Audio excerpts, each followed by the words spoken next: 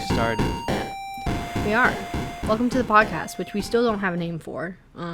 We do not have a name for it. We do not have a logo. We have nothing. We have nothing, actually. In the moments of recording this, I just kind of wanted to start because I've been waiting for the microphone for a week, and I said, I'm just going to do it because I want to. We're very pumped. Yeah, we are very pumped.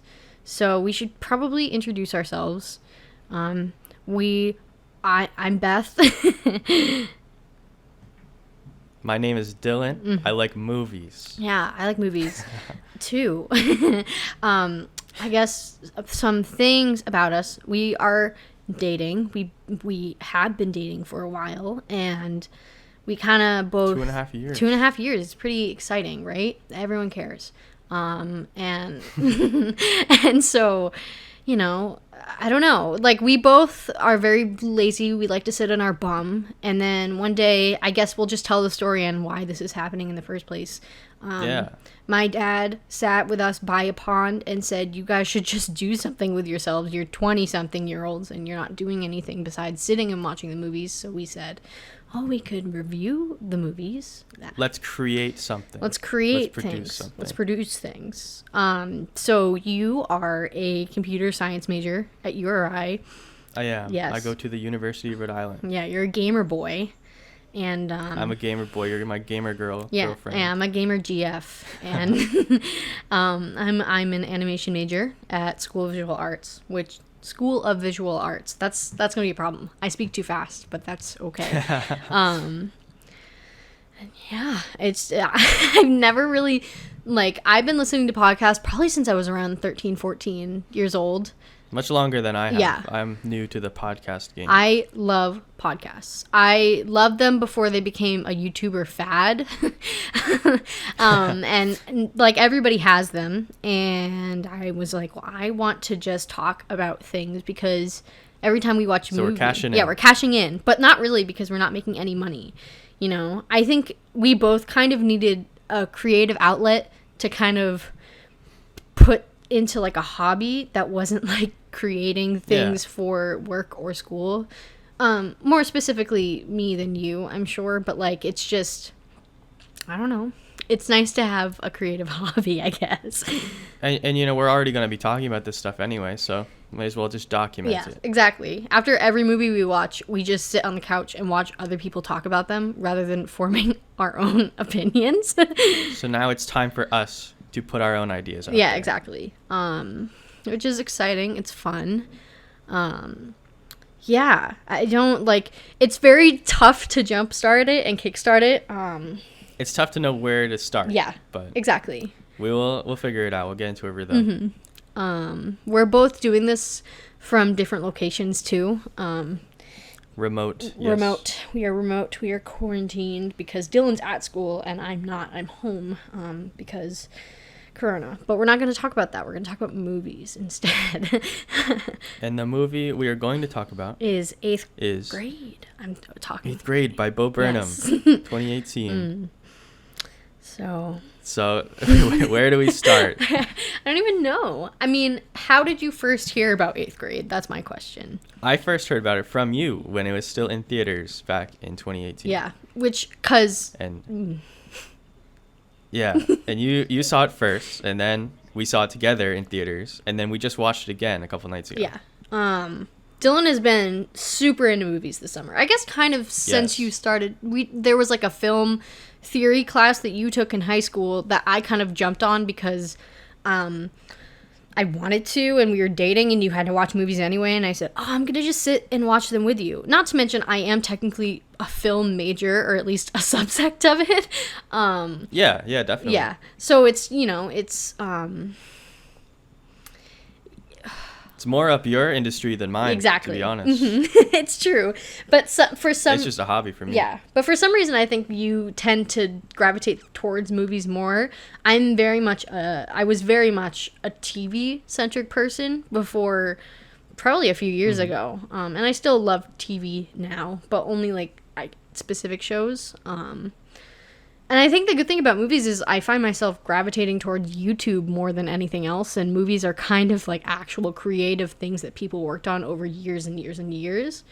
And there is something that is very special about that, I guess. And Eighth Grade, I think. Yeah, I would agree. Yeah, Eighth Grade specifically is a movie that I know that Bo Burnham worked on from 2014 till 2018. That's insane. It's crazy, but it does show, like, you know, there is artistic value to movies that I guess I didn't really see until pretty recently. I really didn't like them as a kid. Me either, definitely. Yeah, I think it took me until that film studies class to really appreciate them. It's kind of one of those things where you don't really want to sit through 2 hours of a story, and I didn't like dark movie theaters, and I still kind of don't. But yeah, I don't know. I heard about Eighth Grade because I got YouTube ads for it, I'm pretty sure. And I was like, what is this movie that sounds amazing? And mind you, at this time, 2018, I was not as much of a movie head, I guess, as I am now. Me either, for sure. Yeah. And when I saw the ad for it, I had one of my best friends in high school, Molly, both of us, like, went to go see it, and it was like staring directly into a mirror, which I think is like the phrase I would come up with for this movie. Super relatable movie. Even if you can't really relate to everything, there's something in there that you'll latch on to, be like, that's me. No matter who you are, I would say. Which is impressive when you consider that Bo is not in the Generation Z. He is a millennial, and like, and yet it is just so accurate to my middle school experience that I, even like being so far removed from it at that point, I had been out of 8th grade for 4 years. I don't know. Counting with numbers is very difficult. Not to mention, this was also his directorial debut. Yeah. This is his first feature-length film, and he nailed it, in my opinion. Oh, absolutely. It's one of those movies that you watch it and you know it's an indie film, but it's one of those indie films that, like, hit the box office, which I think is super, super cool. You know? Yeah, I think it has the perfect scope. It doesn't try to be more than it needs to be. It's like a very quaint little story about a girl that's transitioning to a new point of her life. Exactly. And, you know, I think it's a fun movie to kind of come back and rewatch over time. I wish this movie came out when I was a freshman in high school. Yeah, it would have been even more perfect. Like, watching it, I think we were juniors at that point, right? We must have been, yeah. It might have been the summer before senior year. I don't really, I can literally look at it right now. Yeah, do we know what time of year this movie came out? I don't remember what time we saw it. Oh, it came out in July. So, July 13th, 2018. So, I was 17 and you had just turned 17. So, yes. Yeah, so it came out in a point in time where it was also very transitionary for both of us, in the sense that we were moving into senior year of high school. So, you know, it's very similar, I think, to Booksmart in that aspect, for sure. I was waiting for us to start comparing it to Booksmart, because that is the movie where it is made exactly for the age we were when we watched it. Oh, yeah, absolutely. We were the same age as the characters in the movie. Same with, I guess, Lady Bird to a certain degree, but Lady Bird is another movie. I think these 3 movies are like the A24 movies that were made for people our age right now. Elephant in the room. Yeah. A24. Yeah. They're very A24, and I think that's a good thing in a lot of aspects, unless you're Midsummer, but we'll get to that. Yeah, I think the 3 movies you just mentioned, Lady Bird, Booksmart, and 8th grade, are the 3 best A24 movies by far. I don't know. That's a very bold statement, because The Lobster. Well, besides Uncut Gems. Maybe, Uncut Gems, The Lobster. I mean, I don't know. The Lobster, we can go either way. But back to the matter at hand. 8th grade. Yes. Yeah, it's great. I don't remember what we were talking about. Yeah, it's okay. I guess, so I like this movie so much, I saw it in theaters twice. And for me, that is big, because most of the times I see movies in theaters 0 times. And I watched it, the first time I watched it, it was very, is cathartic the right word? I don't really know. I watched it with someone I met right before high school started. We met at like a high school orientation thing, and she and I related to the relationship between, I think what's her name? Elsie Fitcher's character. Oh my gosh. How am I... Kaylee and Gabe. Kaylee, yes. Gabe, who is probably one of the best characters in this entire movie. Definitely one of my favorites, yeah. We met at a point in our life where we related very heavily to Gabe and Kaylee? Why am I blanking? Their relationship. And it was... I don't know. Definitely. You can pick any two characters and kind of at least try and think of someone in your life who oh my gosh, you kind of share that dynamic with. Exactly. So when I had seen this movie, I said, oh my god, I have to show it to Dylan. Because, once again, like, that Gabe character, for me, in a lot of ways, symbolized people I met once I was outside of middle school that kind of made me feel like it was okay to be myself. Which I think is a big plot point in the movie is, like... It's okay to be yourself, and not in the aspect in which you're filming a YouTube video and you're saying that, but in the sense that you are quietly yourself, and that is okay. And they show that through the senior in high school girl. I don't remember what her name was. Oh my gosh. But this is Olivia. Maybe? That's her name. Olivia. See, that's the thing. With movies, I'm literally the worst with names. Like, I remember when I'm not so much into anime anymore, but anytime I tried to start a show, no idea what the name was of any of the characters unless their name was in the title. Yeah, especially when we're watching so many movies, it's tough to keep track, besides, like, the lead. But. And, I honestly don't think names are important. We watched The Lobster, which is very similar in the sense that there's no named characters except for the main character. A show I watched and finished, like, in a day, Fleabag, none of the characters are named. Even the main character, you have no idea what her actual name is. I don't think that's an important aspect, but that was kind of just a side note. I was thinking. Yeah, about names in movies, yeah. But yeah, so I had seen this movie in theaters one time, and then I brought you and my group of middle school best friends from when I was in 8th grade, and it was funny watching it and having them next to me, and then my high school best friend on the other side of me, and being like, this is very weird and transitional. And then, cut to now, and we're watching it when I'm 20 and you're 19, and it's like... Ooh. And it's almost like there's a completely different perspective on the movie each time. At least I thought. I only watched it twice. But. Absolutely. I would love to watch this when I'm a parent.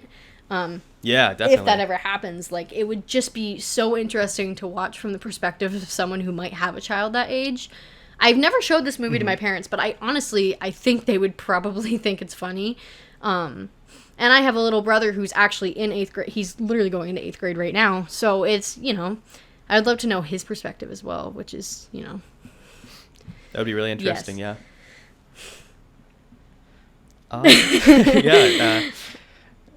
Well, I guess we can sort of hone in on some of the specifics. Was there anything, like, super... I mean, we've been praising this movie the whole time. Was there something, like, you didn't really like about it? I guess, for me, when I jump into a movie, the cinematography... or the writing kind of has to sell me immediately. Otherwise, I have no interest in it whatsoever.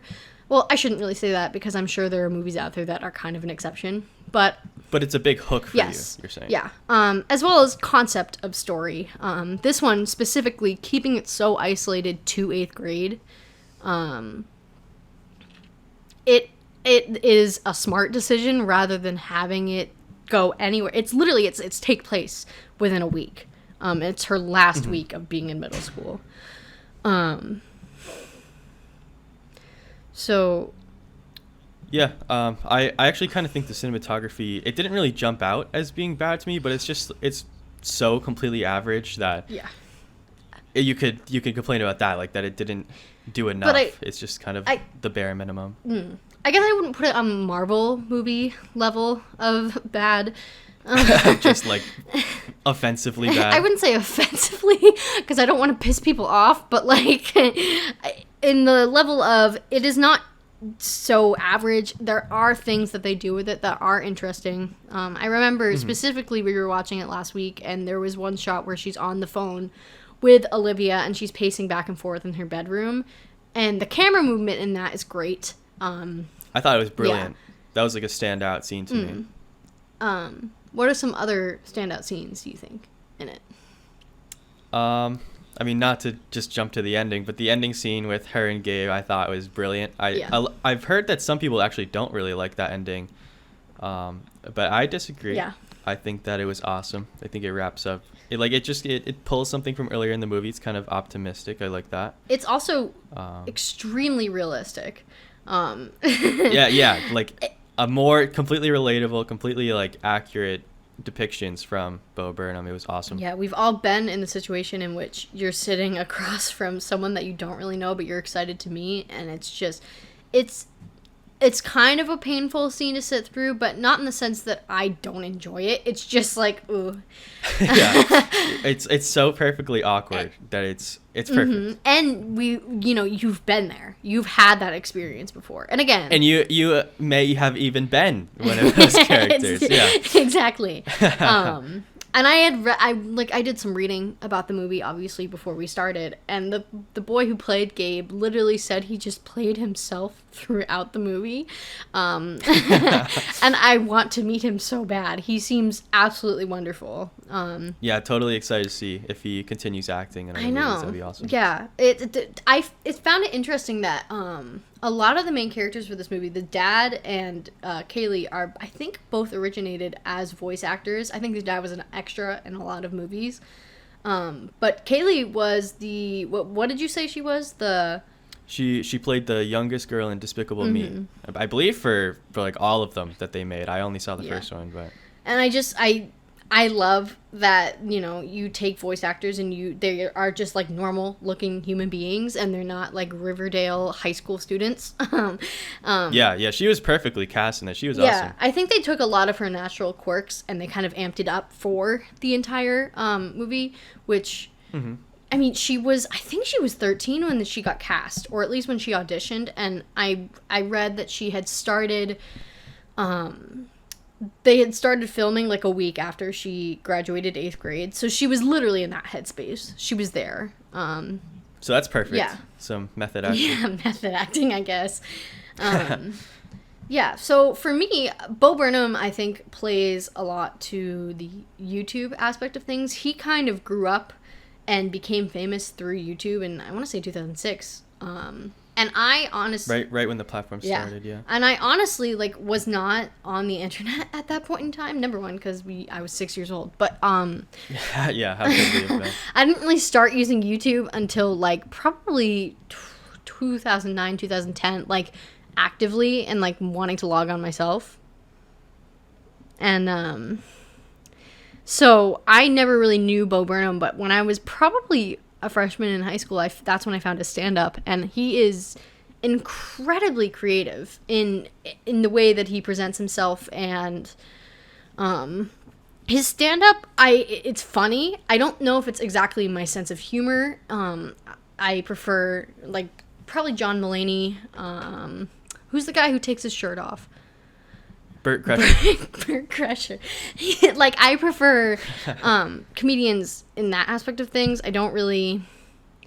But yet Bo makes it something that isn't just comedy. It's this creative performance, which I really appreciate. And this movie, I read that he had a lot of panic attacks and anxiety issues when he was on tour. And so we kind of decided to make that into this movie. It was Kaylee was the personification of anxiety. Brilliant. Not just brilliant, but also just...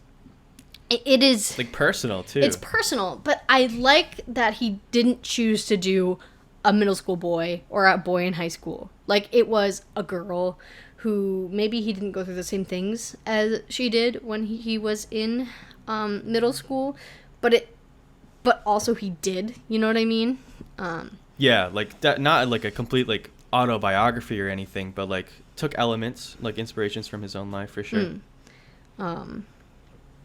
You did mention his stand-up. I should probably mention I watched his special for the first time all the way through in preparation of this movie, and yeah, it's like no other comedy special I've ever seen. It's more of a performance than anything. It's like a musical. Absolutely. Kind of, and he took that presentation, like his own style, and he turned that into just like a movie version of like, here's his take on comedy specials, here's his take on a movie, and I think both are awesome. He is someone that I think a lot of people look up to, and I guess would call somewhat of a Renaissance man. Just like Donald Glover, maybe not in the same aspects, but also in the same aspects. Both of them came from comedy backgrounds, and they both are musically inclined, and they're both very creative people, and I think I'm literally so excited for his next movie because 8th Grade was glorious, and I don't know if there is going to be a next movie. He's been pretty quiet. I don't follow him extensively. He's not someone that I'm always keeping tabs on, obviously. Yeah. But it's I don't know. This one is... I mean, yeah, if this is any indication of what he's able to do in the future, then I'm really excited. Yeah. Haven't looked into his future either, but I hope he's working on something because I love what he does. And he's still really young. Yeah. Yeah, I don't even know how old he is. I think he was probably 16 when he got big. And then, I think he was like in his early 20s. I don't really... I think he may have even been 19 in that, which is insane. Yeah, it's crazy. So, like, I'm older than him at this point now in my life. And I'm like, how? How do you create this stuff already? Exactly. It's... But yeah. Kind of speaking of like how he comes from a comedy background, what do you think about the comedy in this movie? Because it's really unique, I would say. Oh my god, it's hysterical, and I think maybe it's partially because they do pull from some references that we definitely very referential. Yeah, I would say. I don't know if it might hold up over time. I also think like a lot of that referential comedy is not in your face. It's not like having Simon Cowell in the Scooby-Doo movie. It's, there is one recurring joke that I think is hysterical. Yes. I knew we would bring this up. And it is the kid that says LeBron James, which is a reference to a Vine that was like probably like, I don't even know how old it is. Probably 2013, 2012. Yeah, probably from around there, yeah. And he's like a recurring character throughout the whole thing. And I think it's hysterical. We both do think it's hysterical, but I just think, like, what if you have absolutely no clue what Vine is? Like, what would you think listening to that? I guess what would be interesting is then you would get the perspective of the adults in the room whenever that happens, because there are usually, like... faculty of the school standing there, and they're like I have no idea what to say. Like, even if you don't get the reference of LeBron James, you will know, like, that kids do shout stuff like that out at assemblies. It happens. Yeah. And I think that on its own works perfectly well, rather than, like, making a joke about some Trump thing or like a celebrity thing in the middle of a movie that will probably not age well come a year from now. Like, this movie came out in 2018, and even if you didn't know the LeBron James reference, I think you would still understand it. I also think it kind of preserves this movie in a really cool time capsule, in the sense that social media in this movie, well, it plays a big role, yeah, I would say. And I definitely think that it's kind of a cool exploration of how it probably will look to younger generations as we grow older, watching someone have this experience and then comparing it later on to how it's evolved past that. And, my brother, he got Snapchat and all that probably when he was 12. And so I kind of am watching it. And I'm kind of watching him go through the same stuff in this movie as Kaylee's going through. While I, like, did not have social media until I was 13. And I had to get everything approved by my mom. And it was kind of not as normalized then as it was in the movie and as it is now. So it is, in a way, kind of a preservation of time. Yeah. And I mean, they even kind of touch on that in the movie. There's like when they're in the mall and they're having that conversation, they're like, "Oh, you had Snapchat in 8th grade. I didn't have it till like whatever sophomore year." And they kind of touch on that. Well, yeah, So for a while. he's kind of aware of how Absolutely. that has its pros and cons to storytelling. Yeah, I mean, kids are kind of born with a phone in their hands.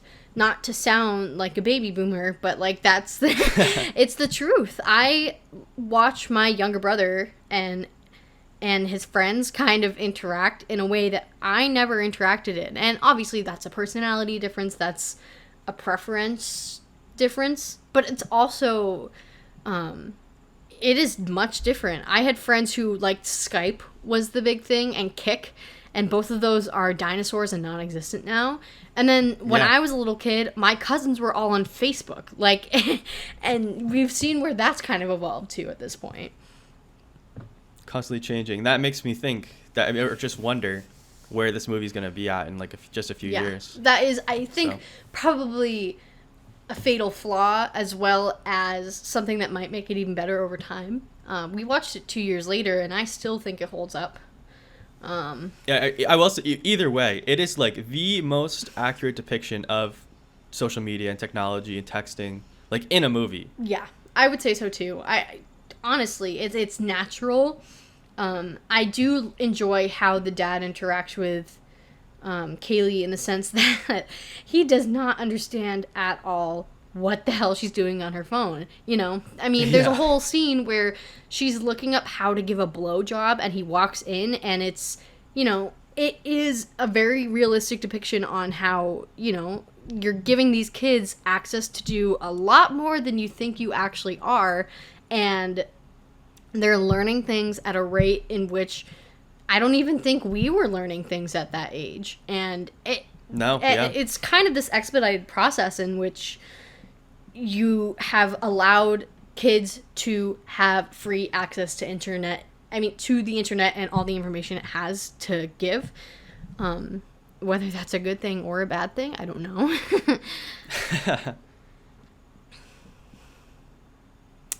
Yeah, I mean, you pretty much summed it up. My feelings exactly on it. Yeah. So I'm trying to think of more, I guess, the most iconic scene for everybody in this movie is the pool scene. Yes. That's what I think of first when I think of this movie. That and the bonfire at the end. Same here. I mean, the entire, probably from the bonfire on to the end of the movie is probably my favorite part of the entire thing.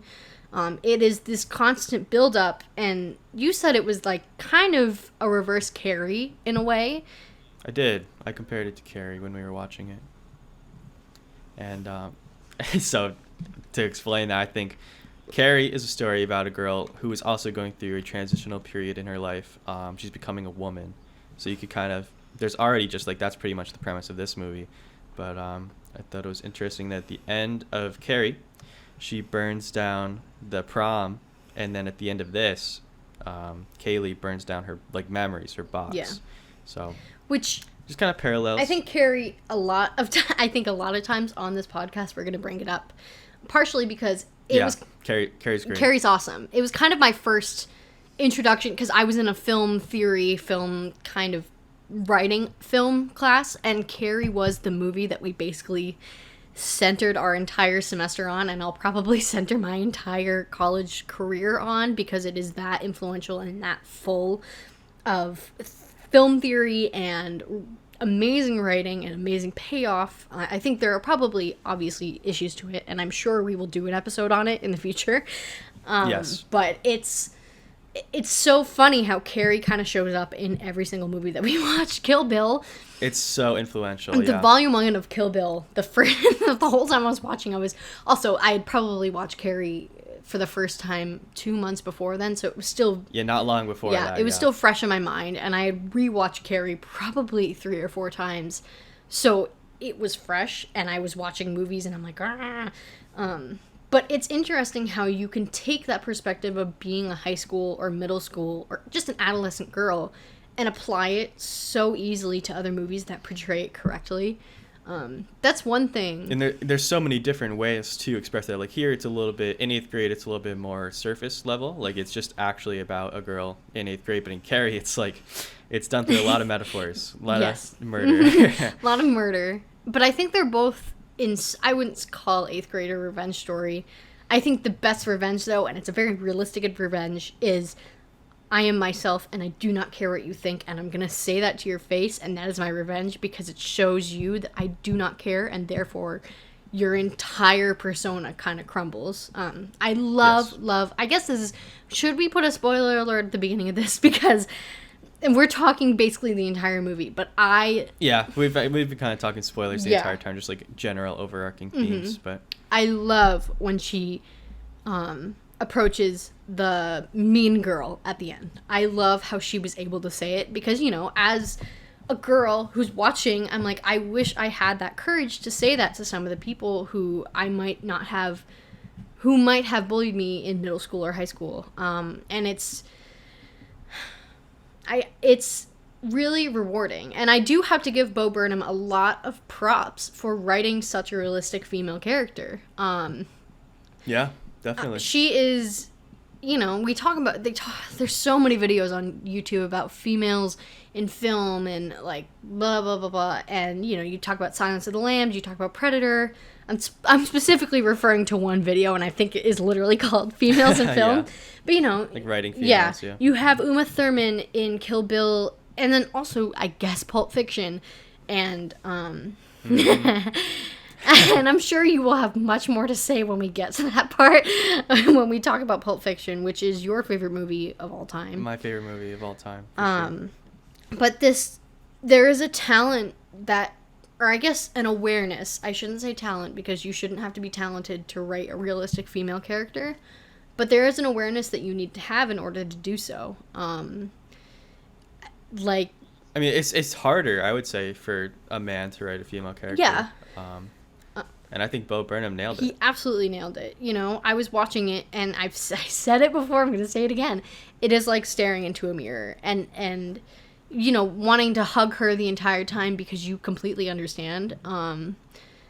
Kaylee is a character who is like anxiety personified, but also she is like a living, breathing character in this movie. And yeah. And it is not just the metaphor that she exists for. She has that part where she says like, "Oh, I have that feeling of butterflies before you go on a roller coaster, but I have that all the time." That part literally makes me. That was excellent. It makes me cry almost every single time. The first time I watched it, I was in tears. I think when we watched it together last week, I was on the verge like the entire time.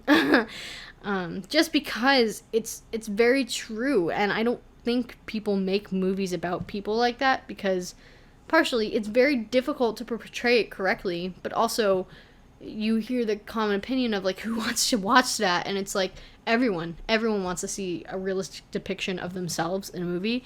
And you know, you could take it to like good writing that makes a character relatable and makes you care about them and puts you in their shoes, but yes.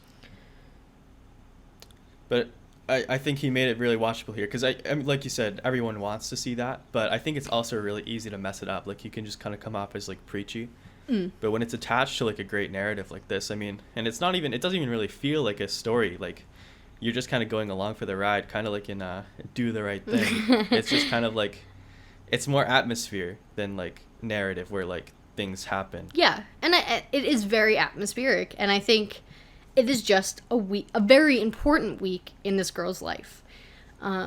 Yes. And I think it's great.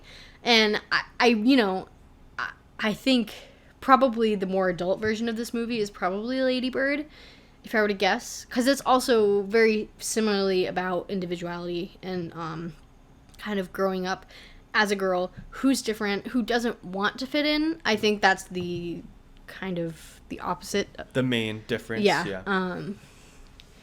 But again, it's a movie that you need to watch at different points in your life, and it really is a story that you can keep with you and kind of revisit. I love movies that focus on a narrative and a character I would never, expect to relate to and expect to watch and know about. But I also love those movies that are really a depiction of regular life as an American teenager who grows up, and it's a coming of age story, obviously, but something that you can return to and that's meaty, and you can take away something different from it every single time you watch it. Yeah, like when I was saying when when I first watched this, I thought the dad was like despicable when he like went after her and tried to like make sure she was doing okay when she was at the mall. Like I was like, how could he even do that? But then watching it again, I'm like, he didn't do anything wrong at all. So even just like a difference of 2 years, have a completely different perspective on that entire character. Absolutely. It's, you know, and then I'm sure there are things that if I watched this when I was 14, I'd probably consider normal. And now you watch it back and you're like, oh my God.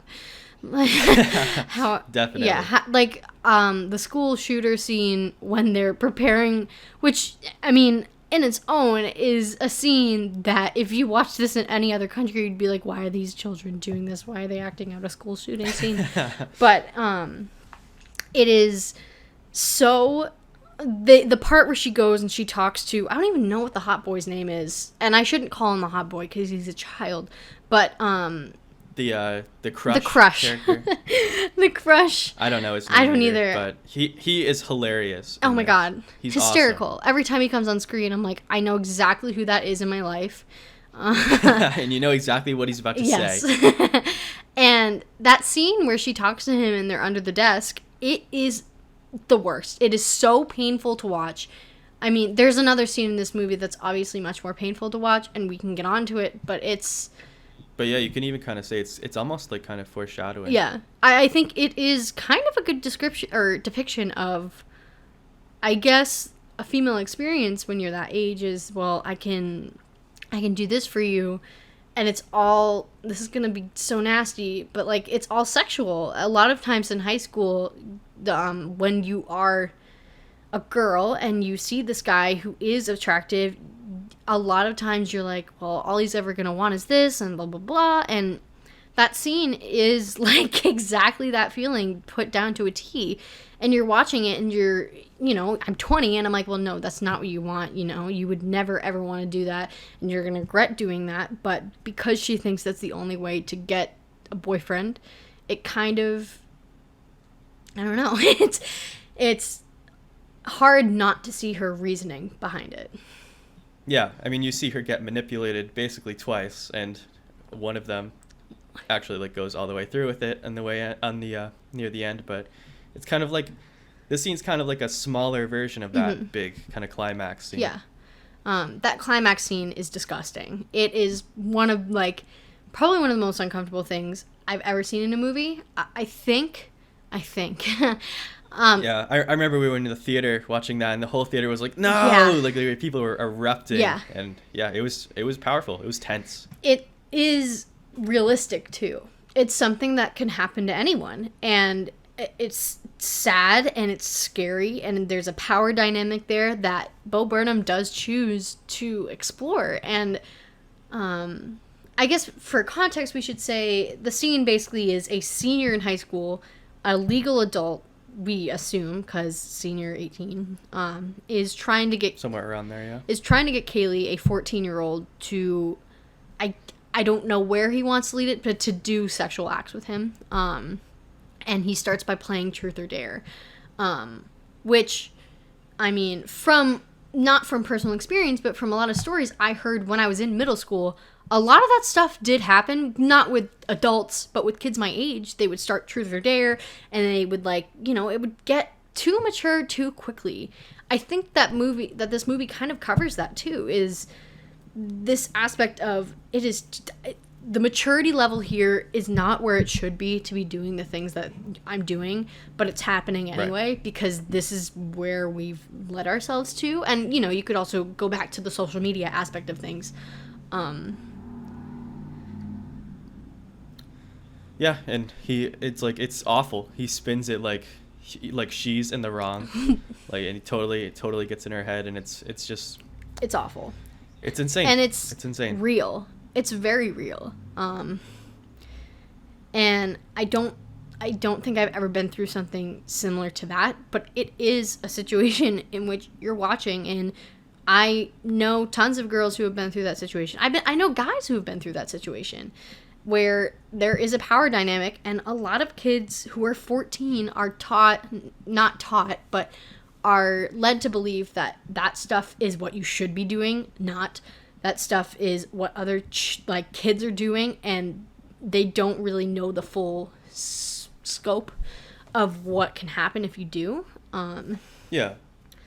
It's painful, and it's another reason why I love this movie, because number one, the pacing is great, but it gets to this point and it doesn't come out of nowhere, because you can kind of tell this kid is not okay when they're at the mall. He just Yeah, I was gonna say, like, it feels like it comes out of nowhere, but it also totally feels like perfectly placed. Like it's foreshadowed just enough where it's like still a surprise, but it's not completely out of left field. Yeah. Like, you see it coming, but you're like, okay, this movie is not going to take it there. And I'm glad they don't take it there to the full extent. I'm glad that they cut it off where it should have been cut off. Yeah, it's not like distasteful. I mean, it's like shocking, but it's not like outrageously tough to watch. It doesn't derive pleasure from doing that to her. Yeah, it's not like total exploitation Yeah. movie with like these kids in middle school and high school. I guess a good comparison I would make, and we'll do an episode on this later, but it's Perfect Blue. In that movie, that type of stuff is viewed as a normality and a kind of a part of the female experience that everyone experiences, and everyone has to do at some point to prove a point to your higher ups. Bombshell, that's another movie in which it's unfortunate that a lot of the female perspectives in movies, that always happens in them. It happens in Kill Bill. She's getting raped by the doctor in the hospital when she's unconscious. It happens in I've lost my train of thought now. But it happens in so many movies that... In Silence of the Lambs, do you think? Yeah, Silence of the Lambs to a certain degree, too. It is this innate sexuality of women, even if they're a 14-year-old girl who, and it's... But this movie doesn't treat it like it's a normality. It treats it like it's disgusting, as they should. And I'm not saying... I mean, honestly, I think it's gross. Number one, he's 18. That's disgusting. It's illegal. But I'm also saying it's disgusting because... You're so young, you should not be doing that at this point. And, I'm very... I don't know. It's just one of those things where she's so young, and if this boy was just a freshman in high school, I would still be uncomfortable watching it. Because she obviously doesn't want to do it, too. That's another thing. It's like a violation of her boundaries, Yeah. I wouldn't even, take age out of it. If she was 24 and she had the same reaction, you would be begging him not to do the same thing. Definitely. Yeah, I mean, I thought it was a great scene. I think it kind of like perfectly wraps up, like, she's like mistreated by like everyone, like the mean girl, the kids in the table, and then later that one specific kid. It's kind of like it's the last straw for her before she's like, all right, something's got to change. Yeah. I got to really like act on what I've been saying this whole time about being confident. Like, that's kind of a theme throughout the movie too. She, like, in these YouTube videos, she says all the things she should be doing, but she never does any of it until then. Yeah. And then that's when, the movie kind of ends and she wraps up her arc. Yeah. I think she's very self-aware. And again, I think it's crazy that this all takes place during a week, but that is just how it is in middle school too. I think so much stuff is being thrown at you at once and you don't know what to do, and you're kind of like at a loss for a solution. And I'm thinking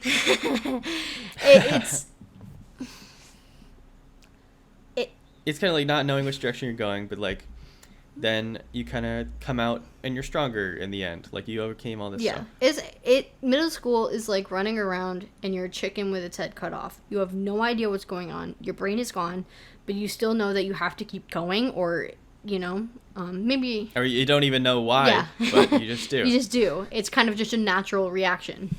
And I really liked how she, like, watches that video in the SpongeBob USB thing.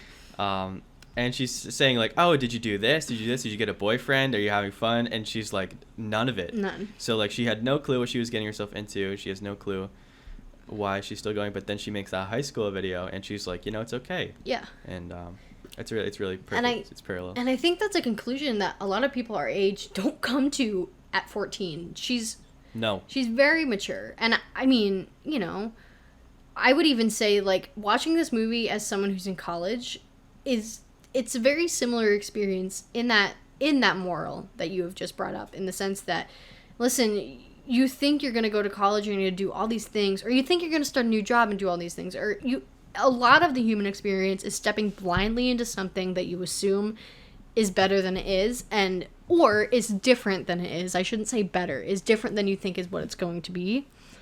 Yeah. And it's, again, I think it's why you can watch this movie and not be in high school. Yeah, because I mean, I think like it's about a girl in 8th grade going into high school, but it's like, if you look a little deeper into it, it's more just about any transition in your life. Yeah, and it's like graduating into a new yes, thing. I think there are a lot of morals in this, and I think, but it comes across very surface level, as you've said before, is, well, it's just a girl in 8th grade, and this is her isolated situation. This is where she lives. This is where she goes to school. Everything is real. A lot of the extras in this movie actually just went to the school that they filmed it at. Yeah. And although they filmed it in summer, Bo had a bunch of kids just come in and, audition. do their thing. Yeah, and he found the most middle school realistic kids he could find. Not the ones who were like, I'm a movie star and blah, blah, blah. Which is, again, why this movie is so great. I wish they made more movies like this for teenager audiences, because, you watch movies and stuff like Mean Girls. That is a great movie, and I'm not saying that is a realistic portrayal of high school life in the slightest, but you watch Mean Girls, and I don't think a single person in that movie is, like, under 25 years old. Yeah. And you watch it and you expect that's what high school is going to be like, but it's not. And I think the realistic casting is another part of this movie that really pulls it together. Definitely think it's a strong point for this movie. The casting, it's excellent. Yeah. But yeah, I watched Mean Girls in high school, and I thought it's not totally accurate, but it's more like an exaggeration. Yeah. It's definitely, Mean Girls way more goes for a comedy than like what 8th grade is kind of aiming for, where there are comedy elements, but it's first and foremost, I would say, like a character study, quote unquote, but more like a character study you can kind of apply to just like the human experience. Yeah, so kind of a coming of age story, I guess. Yeah, that's probably the best term for it. Yeah, and yet it's metaphorical in that same aspect, which, Yes, definitely, which is awesome. Yeah. And they have the surface level narrative to push you through, so it's not only the subtext, which I think is really important. Yeah. Maybe you don't, but no, I think narrative is important. I think we have this argument a lot. I wouldn't say argument, but this disagreement a lot. A disagreement, yes. Where I love movies that have this premise and they're cool and it's just an exploration of what that premise might be, whether or not it has a cohesive narrative or not. What movie would you say is like the the one that comes to mind? Spirited Away always comes to my mind first. As like Spirited Away is I love Spirited Away, and I feel like this is blasphemy, but I didn't see Spirited Away until, God, was it like February? Or I think it was February. I think it was last year. I think it may have been last year, but recently, definitely like within. It was my first year. Yeah, freshman year of college is when I first saw Spirited Away, and actually saw most of the Ghibli movies. But it's one of those stories where you just love it because there's this metaphor and it's juicy, and the explanation behind it just makes so much sense.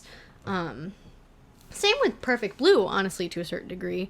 I think the narrative in that eventually gets twisted. And a lot of these are animated movies where the artistic aspect of things takes over the narrative aspect. I think it's probably a little bit tougher to do in a live action movie than it is an animated movie, because animated movies can kind of go wherever the hell they want, because you can do whatever you want as long as you can draw it. Yeah. Same with, I guess I've never seen it, but you hate Inception. Like, it is one of your least favorite movies, right? I turned it off halfway through. Yeah. I just think it's way too pretentious. I wouldn't say that it's bad necessarily for that reason. Like, there is a story, but I feel like it just spends so much time like, oh, it's a cool action movie, and there's not enough like actual plot is happening, in my opinion. But I did turn it off halfway through, so I may have to try it again. I think if you're gonna watch Inception, just watch Paprika. That's what I've garnered from Yeah, it. that's what inspired it. Yeah. And I wasn't super hot on Paprika either. Paprika it's definitely, it's kind of an in-between movie. But again, I feel like we keep bringing up movies, and like we'll definitely make episodes on them later, but it's hard not to reference them. For our introduction here. But to sum up kind of what we're going for, I don't think that 8th grade has a problem with that. I think it nails both the actual story and the story hidden in between the lines. Yeah. So that's perfect. That's what you should strive to do. Yes, exactly. I feel like we've kind of milked it to the point where you can't really talk about it. Yeah, we kind of covered everything. I think we've been talking about it for enough time. How long have we been going? I think about 45 minutes, maybe a little bit more. So I guess the whole point of this podcast is kind of to talk about like one piece of media, not movie, media in specific, because I really want to talk about Hypnospace Outlaw once Dylan finishes it, because it's which we definitely will. It's because it's one of my favorite things ever. It's so good. Games, TV shows, movies. Dylan's not really a TV guy. I am a TV girl when it's a good show. And, preview of kind of what's going on here. I think it's fun. Yeah. I think it's also a chance for us as a long-distance couple to kind of sit down and talk and not have to talk about life. Just talk about things we like. Talk about, shared interests, get all our feelings out about it, kind of become better critics. For Dylan and I, we, kind of, when we first met, we were not dating. It took us a few years to get there, but we often would find one piece of media and obsess over it for a full month and then drop it. We did it with Undertale. We did it with Doki Doki Literature Club. We did it with... Yes. What else did we do it with? I don't even know. We went through so many different phases like that. But those are the biggest two, I would say. So. I would say so too. It's just, we both glob onto something, whether it's for a week or a month or a day, and we'll obsess over it together and then kind of drop it. And it's like probably one of my favorite parts of like knowing you. As cheesy as it is, but it's true, and it's good to kind of have an outlet for it. It's something we share. Yeah. Well, I guess we've said everything we need to say about 8th grade. Yeah. Great movie. I don't even know. So I had this idea, I guess, and I'm just going to talk about it on here because it's a very laid-back environment. But kind of just, what have you been looking at over the past week that you've kind of been into? And kind of just like a small thing. I don't care if that's media or whatever, but just like a small thing over the week that's kind of... your life is kind of surrounded around, or not. The first thing that sprang to my mind was I've been really getting into Spike Lee's movies. Yeah. What did you watch this week? I watched She's Gotta Have It, his directorial debut. I watched that yesterday, and I also watched Black Klansman yesterday. You watched? This is the first time hearing of it. I'm mad. I want to watch Black I did not tell you that, but... Yeah. I couldn't wait anymore. I was like, I need to watch this movie, and I loved it. That's good to know. God. I guess I mentioned it before, but I watched all of Paprika in the span of like 12 hours. I went to bed. No, Fleabag. Fleabag, Paprika. Oh my God. I watched all of Fleabag in the span of like not even 12 hours. I fell asleep and I woke up and I finished it. It's literally like watching basically 2 hour, 45-minute movies, season 1 and season 2. There's no filler, it doesn't waste your time, it's amazing. I hope we can finish it and talk about it together, because there's so much in it. I did watch the first 2 episodes with you, and then I went to bed. But I will save... I liked what I watched. I will save my main opinion, hoping that we'll eventually get to the point where we talk about it together. Yeah. I think a lot of the plans I have and that you have for this podcast is having people we know in real life on as well. Yes. I have a lot of friends who I've kind of spoken about it, and they're like, you better bring me on for an episode because I have many things to say. And I'm like, yes. So, we have a few of those that we've been planning behind the scenes as well. Kind of not just us being...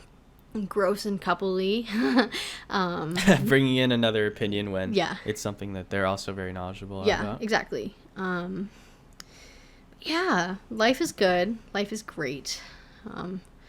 And it's We have big plans. and it's for good the to podcast. talk and have a podcast and talk. But Yeah. and we've been going for longer than we thought we did because we assumed it would be like an hour or like 30 minutes. And it's been almost an hour. I didn't think we'd have that much to talk about, but we Yeah. filled up the time pretty well. Listen, time flies when you're having fun, right? Isn't that right? Ain't that right? I know. But yeah, do you have any final remarks, I guess? Final remarks. I love 8th grade. I would say it's one of my favorite movies of all time, honestly. It's definitely a 5 out of 5 for me. The so small little nitpicks we talked about, like maybe it won't age super well. That's not a problem yet, so Yeah. I love this movie. And it's perfect runtime, too. I don't think we touched on it, but it's really short. I think it's under an hour and a half. Yeah, I want to say it's an hour 20. Let me look. And it absolutely flies by. Oh, it so. absolutely does. And it's, yeah, I think I gave it a 4.5 on Letterboxd. I guess we can shout out social media and Letterboxd and stuff just because if Sure. this ever does hit the ground running, at least people know where to find us. Yeah. I am Bethy K Art BETHIEKART on every single social media except for Tumblr, but I don't use Tumblr, so I don't know why I said that. And Letterboxd is also Bethy K Art, so if you wanted my opinions, it's on there. I gave this movie a 4.5 on Letterboxd just because my 5s are saved for movies that like creatively inspire me and are just freaking awesome. And this movie is freaking awesome, but like not there absolutely. The big boys. Yeah, it's not as visually appealing as I wanted it to be, but that's not saying that's a bad thing. I'm just saying it fits what it is perfectly. That's fair enough. My Letterboxd and my Twitter, that's probably the two most important ones, are both Takadawg, TAKKADAWG. Yeah, I think at this point, like, we'll have everything linked wherever we have it. But yeah, it was good to talk to you. It was good to be here. We still don't have a name. Definitely. But we'll Lots have a of name fun. when we upload it. We'll figure something out. We'll put it in post. Yeah, exactly. But yeah. I guess goodbye and have a nice week. I'll talk to you later. Goodbye. Can't wait for the next movie. Yeah, can't wait for the next one. All right. And this is us finishing